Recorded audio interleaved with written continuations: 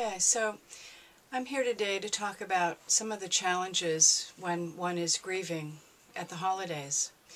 It's a very hard time. Certainly in our culture, the holidays are a time where there's everywhere you look, there's people celebrating and families, and it's supposed to be a joyous and happy time. But when I've experienced the death of a loved one, or I've had a major loss in my life, perhaps through divorce, it's a time when I wish the holidays wouldn't arrive. I'm used to hearing people say, I wish I could just go to sleep at the day before Thanksgiving and wake up the day after New Year's Eve. It clearly is a time where I am missing my loved one so much, or missing the relationship that I had that I don't have anymore, where families can be torn apart between those who want to talk about their loved one, to remember them, to honor them at this time, and those that would rather nobody mentions them or the situation or what has happened. And for some people, the feeling that I'll just avoid it and won't go there. But unfortunately, the loss that we feel, the grief, isn't going to go away, and we can't, as much as we might like to, run away from it. So I've discovered, in working with people who are grieving and those who have gone through divorce, that the best possible thing to do is be around people who are comfortable with your sadness. People who won't tell you, oh, just do this and you'll be fine, but who are willing to listen to you tell your story, to listen to your anger, your grief, your sorrow, whatever it is, and not tell you what you should feel.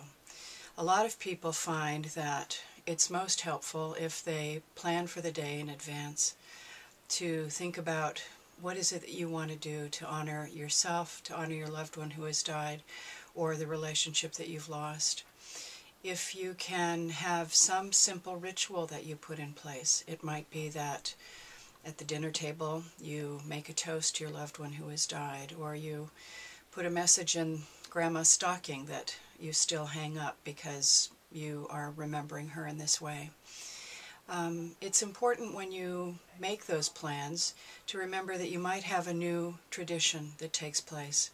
If I try to make it exactly as it was when my loved one was here, often I'm setting myself up for great disappointment and even more sadness. So some families decide that they will go to another person's house. They might even go away on a trip together, something that will allow them to start a new tradition. It's not about pretending my loved one or my lost relationship never existed, on the contrary, but really about finding a way that I am moving forward and trying to heal and making a new life and a new tradition for myself.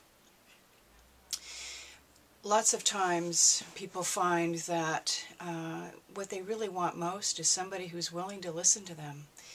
And while the holidays are an especially difficult time, it's like the whole period of grieving where what I need are the people that really support me and understand. If I go to someone's house, if I've made a plan for the holidays and I'm going to go there, it's important that I let the host or hostess know before, this might be tough for me. I'm anticipating that I don't know how I'm going to feel, how I'm going to behave, if I'm going to be able to get through this day like you expect me to, or like you'd like me to see my old normal self, because I'm not that person right now. And if you can let them know that you might need to slip away from the festivities for a bit, is there a room where you can go and lie down or just be by yourself for a little bit, and that you may or may not join the group, but would that be okay with them?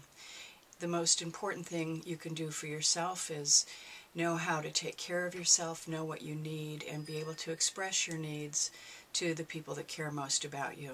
Without that communication, in all likelihood, it will be a much more difficult day than it needs to be.